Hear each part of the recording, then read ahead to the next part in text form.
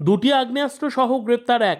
মুর্শিদাবাদের ফারাক্কার নাকা পয়েন্টে গতকাল রাতে এক যুবকের কাছে তল্লাশি চালিয়ে দুটি আগ্নেয়াস্ত্র উদ্ধার করে পুলিশ। পুলিশ সূত্রে জানা যায়, ধৃত যুবকের নাম বাসির শেখ, বয়স 22, বাড়ি ফারাক্কার ভবানীপুরে। বৃহস্পতিবার গভীর রাতে ফারাক্কা ব্যারেজের মুখে নাকা চেকিং পয়েন্টে পুলিশ গোপন সূত্রে খবর পেয়ে এক যুবককে আটক করে। তার কাছে তল্লাশি চালিয়ে দুটি আগ্নেয়াস্ত্র উদ্ধার করে পুলিশ।